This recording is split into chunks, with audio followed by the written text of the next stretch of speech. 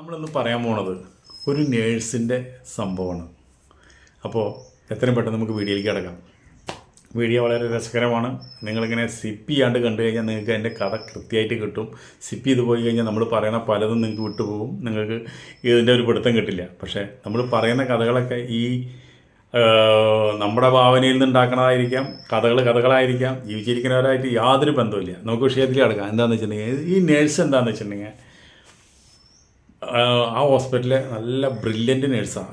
അവൾക്കൊരു കാമുകനുണ്ട്. അപ്പോൾ ഇവൾക്ക് കാനഡയിലേക്ക് പോകണം. കാനഡയിലേക്ക് പോകാനായിട്ട് ഇവളൊരു ട്രാവൽ ഏജൻസിയുടെ കയ്യിൽ പൈസയൊക്കെ ഇങ്ങനെ ഘട്ടമായിട്ട് ഇവൾ പൈസയൊക്കെ കൊടുത്തു. അങ്ങനെ വിസയും കാര്യങ്ങളൊക്കെ കാനഡയിലത്തെ വിസയും കാര്യങ്ങളെല്ലാം ശരിയായിക്കൊണ്ടിരിക്കുന്നു. ആ സമയത്ത് എന്താ വെച്ചിട്ടുണ്ടെങ്കിൽ ഒരു ദിവസം ഈ ആംബുലൻസിൽ ഒരു രോഗിനെയും കൊണ്ട് കൊണ്ടുപോയി വേറൊരു ഹോസ്പിറ്റലിലേക്ക് കൊണ്ടുപോയതാണ്. അങ്ങനെ ആ രോഗിനെയും കൊണ്ടുപോയി ഹോസ്പിറ്റലിൽ കൊണ്ടുപോയി ആ രോഗിനെ അവിടെ ഇറക്കിയിട്ട് പിന്നെ ആംബുലൻസിൽ തിരിച്ചു വരുമ്പോൾ എന്താ വെച്ചാൽ ആ വഴിയിൽ ഇവള് പറഞ്ഞു, ഞാൻ അങ്ങനെ ആംബുലൻസിൽ വന്നുകൊണ്ടിരിക്കുന്നുണ്ട്. കാമുകൻ വിളിച്ചപ്പോൾ പറഞ്ഞു, ഞാൻ അങ്ങനെ ആംബുലൻസിൽ വന്നുകൊണ്ടിരിക്കുന്നത്, ഇന്ന സ്റ്റോപ്പിൽ വന്നു കഴിഞ്ഞാൽ നീ ഇങ്ങോട്ട് കയറിക്കോളാൻ പറഞ്ഞു ആംബുലൻസിലേക്ക്. അങ്ങനെ ഒരു സ്റ്റോപ്പിലെത്തിയപ്പോൾ ആംബുലൻസിൽ ഇവൻ കയറിയപ്പോൾ ഡ്രൈവറോട് പറഞ്ഞ് നിർത്താൻ പറഞ്ഞു. അപ്പോൾ ഡ്രൈവറും ഈ കേബിനും തമ്മിൽ ചെറിയൊരു ഓട്ടം മാത്രമേ ഉള്ളൂ. അപ്പോൾ ഇവളെന്താ വെച്ചിട്ടുണ്ടെങ്കിൽ ആ ഓട്ടം പതുക്കെ മറിച്ചു. കാമുകൻ കയറിയോട് കൂടിയിട്ട് ഇവർ അവിടെ ആംബുലൻസിൽ ഇങ്ങനെ പഞ്ചാര അടിച്ചിരുന്ന് ഇവർ രണ്ടുപേർക്ക് കമ്പിയായി. ആംബുലൻസിൽ കിടന്നിട്ട് രണ്ടുപേരും നല്ല പരിപാടി ചെയ്തു. ഇതിൻ്റെ ഇടയിൽ ഈ ഡ്രൈവർ പതുക്കൊന്ന് ഈ ശബ്ദങ്ങളിങ്ങനെ കേട്ടോട് കൂടിയിട്ട് പതുക്കൊന്ന് ഈ ജനലെ പതുക്കൊന്ന് നീക്കി നോക്കിയപ്പോൾ ഇവർ രണ്ടുപേരും നല്ല പരിപാടിയാണ്. അപ്പോൾ അവൻ എന്താ വെച്ചാൽ ഇതൊക്കെ കണ്ടു. അവൻ കാണാത്ത പോലെ ഇരുന്നു. അത് കഴിഞ്ഞ് പരിപാടി കഴിഞ്ഞ് കുറേ കഴിഞ്ഞിട്ട് ആശുപത്രിയിൽ എത്തിയിട്ട് കാമുകൻ ഇറങ്ങി പോവുകയും ചെയ്തു. ഇവള് ഹോസ്പിറ്റലിലേക്ക് കയറി. കുറച്ച് കഴിഞ്ഞപ്പോൾ ഹോസ്പിറ്റലിലെ GM ഇവളെ വിളിച്ചിട്ട് പറഞ്ഞു, ഒരു രോഗികളെ കൊണ്ടുപോകണ ആംബുലൻസാണ്, അവിടെ നിങ്ങൾ എന്ത് വൃത്തികേടാണ് ചെയ്തത്? നീയും നിൻ്റെ വഴിയിൽ നിന്ന് വിളിച്ച് കയറ്റിയ ഒരാളും കൂടി നിങ്ങൾ അതിൻ്റെ ഉള്ളിൽ കിടന്ന് ബന്ധപ്പെട്ടു. ഇങ്ങനൊരു നേഴ്സിൻ്റെ സേവനം ഈ ആശുപത്രിയിൽ ആവശ്യമില്ല. അതുകൊണ്ട് നിന്നെ ഇവിടെ നിന്ന് പിരിച്ചു വിട്ടിരിക്കുന്നു എന്ന് പറഞ്ഞു. അപ്പോൾ പറഞ്ഞു, അല്ലെങ്കിൽ ഞാനിവിടുന്ന് പോകാൻ നിൽക്കുക, ഞാൻ കാനഡയിലേക്ക് പോവുക. അപ്പോൾ പറഞ്ഞു, പൊക്കോളും, നീ ഇവിടെ നിന്ന് നിന്നെ പിരിച്ചു വിട്ടിരിക്കുന്നു പറഞ്ഞു. അങ്ങനെ അവളത് ജോലി അവിടെ നിന്ന് പോയി. ഇവൾക്ക് ഭയങ്കര വികാരം കൂടുതലൊരു പെണ്ണാണ്. ഇവൾക്കിപ്പോൾ പരിപാടി ചെയ്യുന്നു തോന്നി കഴിഞ്ഞാൽ അവൾക്ക് അപ്പം പരിപാടി ചെയ്യണം. ഒന്നുമില്ലെങ്കിൽ കാമുവിനെ വിളിക്കും. അതങ്ങനെ ഒരു ടെംപ്റ്റേഷൻ വന്നു കഴിഞ്ഞാൽ അവൾക്ക് അപ്പം പരിപാടി ചെയ്യണം. അങ്ങനെയാണ് ഈ സെക്സിൻ്റെ എന്തെങ്കിലും സിമ്പിളോ അല്ലെങ്കിൽ വല്ല ഫോട്ടോസോ അല്ലെങ്കിൽ വേറെ എന്തെങ്കിലും കാര്യങ്ങളോ അല്ലെങ്കിൽ എന്തെങ്കിലുമൊക്കെ ഒരു ഇവളുടെ മനസ്സിൽ തോന്നി കഴിഞ്ഞാൽ അവൾക്ക് അപ്പം പരിപാടി. അപ്പോൾ അവൾ കാമുവിനെ വിളിച്ച് പരിപാടിയിലുള്ള പരിപാടി. അങ്ങനെ ഈ ആംബുലൻസിൽ വെച്ച് കയറി പരിപാടി ചെയ്തതിൻ്റെ പേരിൽ ഇവിടെ ജോലിയും പോയി. അത് കഴിഞ്ഞ് ഇവൾ ഏജൻസിയിൽ എന്ന് ചോദിച്ചു, എനിക്ക് പോകേണ്ട കാര്യങ്ങൾ എന്തൊക്കെയായി എന്ന് അറിയാനായിട്ട് അവിടെ ചെന്നു. ഇനിയിപ്പോൾ ഇവിടെ വട്ടം തിരിഞ്ഞൊരു കാര്യമില്ലല്ലോ. അങ്ങനെ നിൽക്കുമ്പോഴാണ് വലിയൊരു ന്യൂസ് വരുന്നത്. കാനഡയിലേക്ക് എന്ന് പറഞ്ഞ് റിക്രൂട്ട്മെൻറ്റ് ചെയ്ത പല ഏജൻസികളും കാശുകൾ പറ്റിച്ച് മുങ്ങി എന്ന് പറഞ്ഞിട്ട്. അപ്പോൾ ആ ഏജൻസിയിൽ ഉള്ള ഏജൻസിയും പെട്ടു. ഇവിടെ നിന്ന് മുഴുവൻ കാശും മേടിച്ച് അവർ വിസ കൊടുക്കാൻ പറ്റുള്ള കാര്യം വന്നിട്ട് അവർ ഏജൻസി പൂട്ടി. അതും പൊളിഞ്ഞു പോവുകയും ചെയ്തു. ആൾക്കാരൊക്കെ എവിടേക്കോ പോയെന്നൊരു പിടുത്തമില്ല. പോലീസ് അന്വേഷണം തുടങ്ങി. ഇതോടുകൂടിയിട്ട് ഇവളുടെ ആശുപത്രിയിലത്തെ ജോലിയും പോയി. അതുപോലെ തന്നെ കാനഡയിലേക്കുള്ള പോക്കും മുടങ്ങി. ഇവളുടെ അമ്മ പറഞ്ഞു, ഇനിയിപ്പോൾ എന്ത് ചെയ്യും മോളെ, എന്നിട്ട് ആശുപത്രിയിൽ ജോലിയും പോയി ഇതും പോയില്ല, ഇനിയിപ്പോൾ എന്തെങ്കിലും ഒരു ജോലിക്ക് നീ ചെയ്യണ്ടേ. അപ്പോൾ ഇവളിങ്ങനെ ആംബുലൻസിൽ കയറി പരിപാടി ചെയ്ത ആളായ കാരണം ഇവൾക്ക് കംപ്ലീറ്റ് ആശുപത്രിക്കാരും ഇതറിഞ്ഞു. നാണക്കേടായി. സോഷ്യൽ മീഡിയയിൽ വരെ വന്നത്. അപ്പോൾ അതോടുകൂടി ഇവൾക്ക് ജോലി കൊടുക്കാൻ ഒരു ആശുപത്രിക്കാരും തയ്യാറല്ല. ഇനി ഇവൾക്ക് വിദേശത്ത് പോയാൽ തന്നെ ജോലി കിട്ടുള്ളൂ. അങ്ങനെ നിൽക്കുമ്പോൾ ഇവള് ജോലി ചെയ്ത് തുടർന്ന ആശുപത്രിയിലത്തെ ഒരു സിസ്റ്റർ ഇവിടെ വിളിച്ചിട്ട് പറഞ്ഞു, ഒരു കോടീശ്വരൻ്റെ ഭാര്യയ്ക്ക് ഒന്ന് നോക്കണം, പകൽ മുഴുവൻ നോക്കിയാൽ മതി. കെടുപ്പൊന്നല്ല, പക്ഷെ എന്തിരുന്നാലും ഭയങ്കര ഒരു തളർച്ച, അവരെ നോക്കാനും പിടിക്കാനായിട്ട് ഒരാളെ വേണം. അങ്ങനെ പറഞ്ഞു, നിങ്ങളൊന്ന് പോയി ഞാൻ വിളിച്ച് പറയാം അദ്ദേഹത്തിനെ, അപ്പോൾ നിങ്ങളൊന്ന് പോയി ഒന്ന് നിങ്ങൾക്ക് അവിടെ ജോലി കിട്ടുമെന്ന് പറഞ്ഞു. അങ്ങനെ ഇവള് ഈ കോടീശ്വരൻ്റെ വീട്ടിലേക്ക് ചെല്ലുക. നോക്കുമ്പോൾ ഗംഭീര വീട്, ആഡംബര വീട് ഇവള് കണ്ട്. അപ്പോൾ ഒരു ജെൻറ്റിൽമാനായിട്ടുള്ളൊരു സുന്ദരനായിട്ടുള്ളൊരു ചെറുപ്പക്കാരൻ ഇറങ്ങി വന്നു. എന്നിട്ട് ചോദിച്ചു, നിങ്ങൾ ഇങ്ങനെ ഇന്ന ആൾ പറഞ്ഞിട്ട് വരണം എന്ന് പറഞ്ഞു.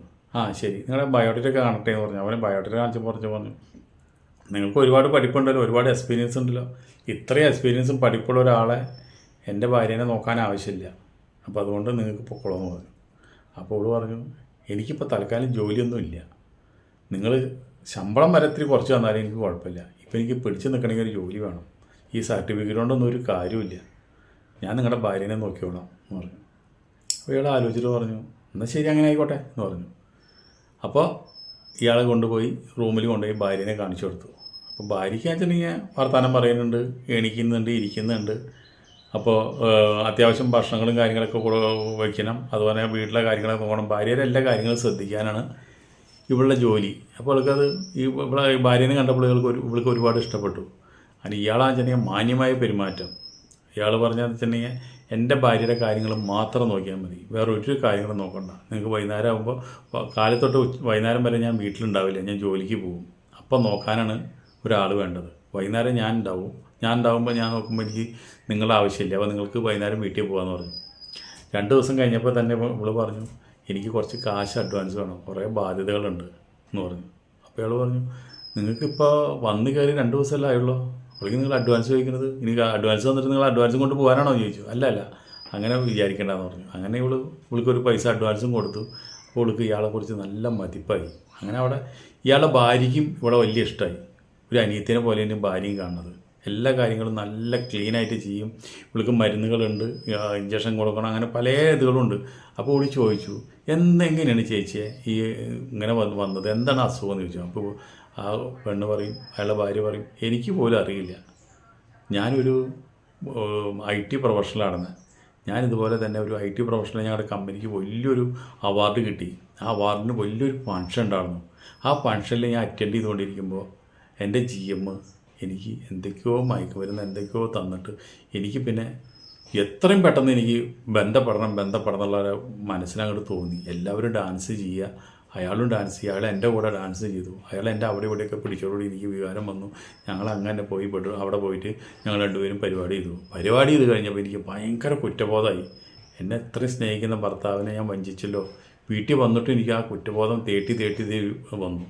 ഭർത്താവിനോട് പറയാണ്ട് എനിക്ക് ഒരു നിവൃത്തിയില്ലാണ്ടായി. ഞാൻ ആ കാര്യം ഇങ്ങനെയൊക്കെ ഉണ്ടായി, ഞാൻ ഈ ജോലിക്ക് പോകണില്ല എന്ന് പറഞ്ഞ് ഭർത്താവിനോട് പറഞ്ഞപ്പോൾ ഭർത്താവ് പറഞ്ഞു അത് നീ മനസ്സാ ഇഷ്ടപ്പെട്ട് ചെയ്തതല്ലല്ലോ, അത് നിന്നെ വഞ്ചിച്ചതല്ലേ, അത് നമുക്ക് മറന്നു കളയാമെന്ന് പറഞ്ഞിട്ട് അത്രയും പോലും എന്നെ ഒരു വാക്ക് പോലും പറഞ്ഞില്ല.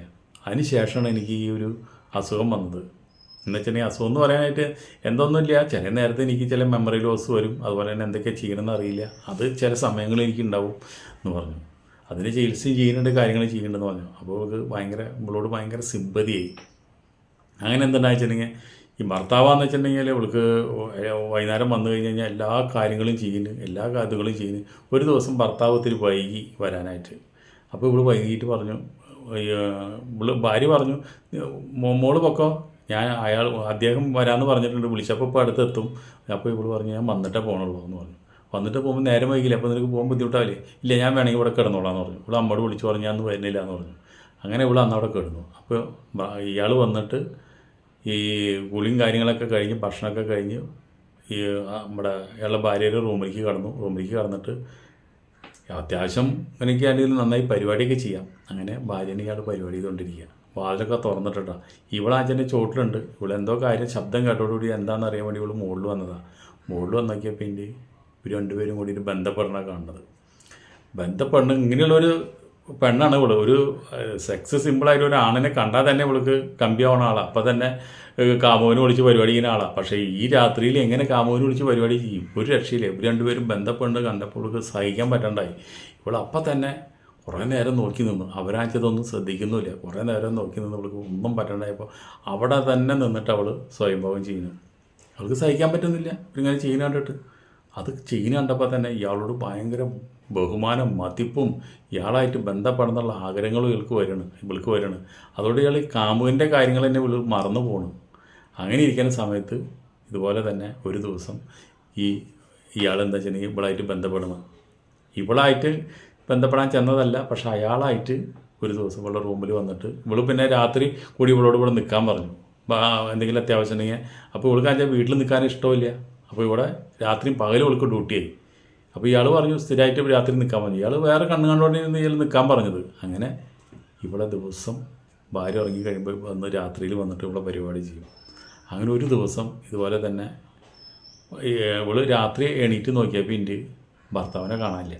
ഭർത്താവിനെ കാണാണ്ടായപ്പോൾ ഭാര്യ പതുക്കെ അന്വേഷിച്ച് വന്നെങ്കിൽ പിന്നെ ഒരു സ്റ്റെയർ കേസിൻ്റെ അവിടെ വെച്ചിട്ട് ഒരു അമേസിങ് പരിപാടി നടത്തിക്കൊണ്ടിരിക്കുക. വേറെ സ്റ്റൈലിലൊരു പരിപാടി. ഇത് ഇവള് മുകളിൽ നിന്ന് കണ്ടോട് കൂടിയിട്ട് ഇവള് ഇത്രയും ഇവളെ വിശ്വസിച്ച ഇവളെ അനിയത്തിനെ പോലെ സ്നേഹിച്ച അവൾ നമ്മുടെ ഭർത്താവിനെ പിടിച്ചെടുക്കണമല്ലോ എന്നുള്ളത് ആലോചിച്ച് ഇവളൊക്കെ ആകെ അങ്ങോട്ട് സങ്കടം കാര്യങ്ങളൊക്കെ കൊണ്ട് വരും. ഇപ്പോൾ എന്നിട്ട് ബെഡ്റൂമിൽ കണ്ടിട്ട് കാണാത്ത പോലെ തന്നെ പോയി ബെഡ്റൂമിൽ അവിടെ കമന്ന് കിടന്ന് കരയും. അപ്പോൾ ഇത് കഴിഞ്ഞിട്ട് ഭർത്താവ് കൂടെ ഒന്നും അറിയാത്ത പോലെ അടുത്ത് വന്ന് കിടക്കും. ഇവളുടെ റൂമിലേക്കും പോയി. അത് കഴിഞ്ഞ് ഒരു ദിവസം ഈ നമ്മുടെ ഇവളെന്താണെന്ന് വെച്ചിട്ടുണ്ടെങ്കിൽ പുറത്തേക്ക് പോയതാണ്. ഇവളെ ഭാര്യയ്ക്ക് മരുന്ന് മേടിക്കാൻ പോയതാണ്. മരുന്ന് മേടിക്കാൻ നമ്മുടെ ഹോം നേഴ്സ് ഇവൾ പുറത്ത് പോയപ്പോൾ അപ്പോഴാണ് ഇവൾ ഒരു പെൺകുട്ടീനെ കാണുന്നത്. ആ പെൺകുട്ടി വന്ന് ഇവളോട് പറഞ്ഞു, നിങ്ങൾ ഇന്ന ആളുടെ വീട്ടിലല്ലേ ജോലി ചെയ്യുന്നത്, അവിടെ ഹോം നേഴ്സായിട്ടല്ലേ ജോലി ചെയ്യുന്നത്, അതേന്ന് പറഞ്ഞു. നിങ്ങൾക്ക് അയാളുടെ സ്വഭാവം അറിയാം. അപ്പോൾ ചോദിച്ചാൽ എന്തേ? അയാളെപ്പോലെ വൃത്തികെട്ട സ്വഭാവമുള്ള അയാളൊരു ക്രൂരനാണ്, അയാളൊരു മാനസിക രോഗിയാണ്. അയാളുടെ കൂടെ നിങ്ങൾ ജോലി ചെയ്താൽ നിങ്ങൾ ഇന്നല്ലെങ്കിൽ നാളെ അയാൾ കൊല്ലും, ആ കാര്യം ഉറപ്പാണെന്ന് പറഞ്ഞു. അപ്പോൾ ചോദിച്ചാൽ എന്താ അങ്ങനെ? അയാൾ നല്ല മാന്യമായിട്ടുള്ള പെരുമാറുന്നത്, ഞങ്ങൾ ഭയങ്കര സ്നേഹത്തിലാണ്. അയാളുടെ ഭാര്യയ്ക്കാന്ന് വെച്ചിട്ടുണ്ടെങ്കിൽ ഒത്തിരി അസുഖങ്ങളുള്ളൂ. എന്നെ അത്രയധികം എല്ലാ കാര്യങ്ങളും സഹായിച്ചുകൊണ്ടിരിക്കും. ഇന്നവരെ എന്നോടൊരു മോശമായിട്ടൊരു കാര്യങ്ങൾ പറഞ്ഞിട്ടില്ല. കുറച്ച് കഴിയുമ്പോൾ മോശമായിട്ട് പറയും. കാരണം എന്താ വെച്ചിട്ടുണ്ടെങ്കിൽ അവിടെ ഇതിനു മുമ്പ് പല ഹോം നേഴ്സുമാർ വന്ന് നിന്നുണ്ട്. അവരൊക്കെ അയാൾ പരിപാടി ചെയ്തിട്ടുണ്ട്.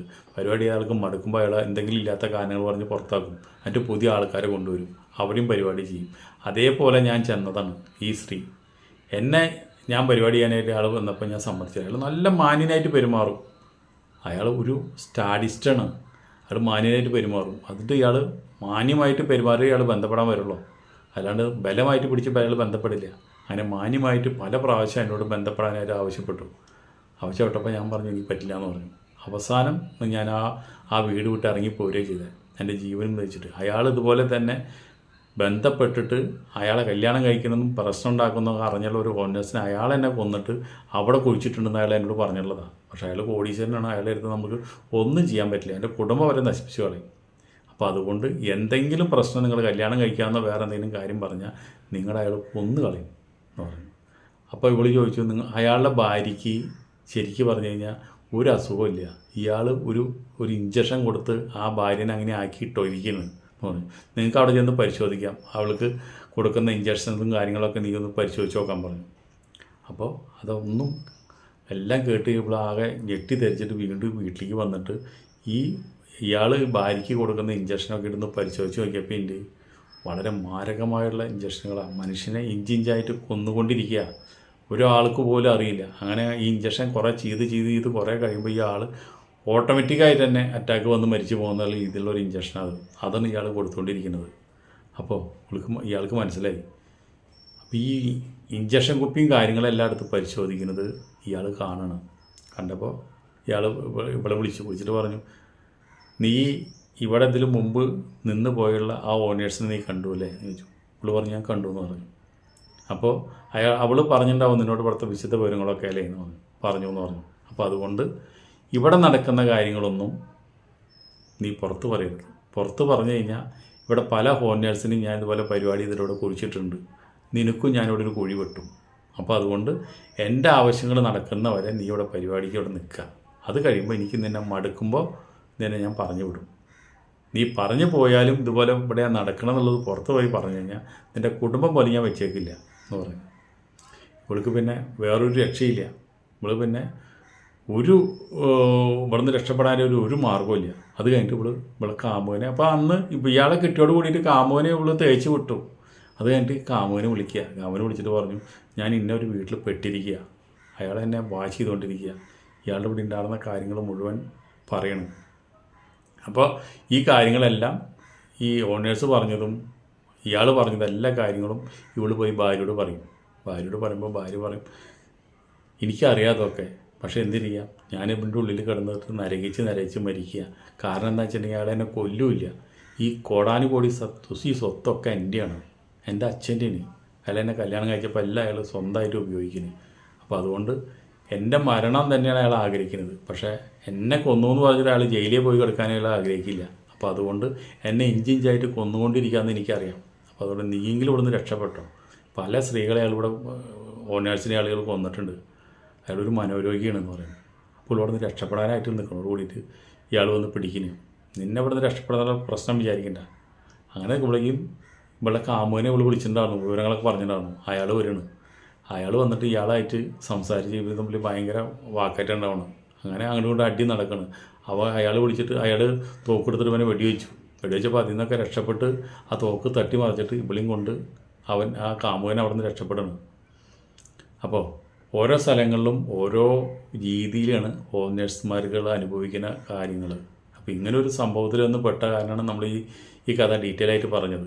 എന്തായാലും ഈ കഥ അവിടെ അവസാനിക്കുന്നു.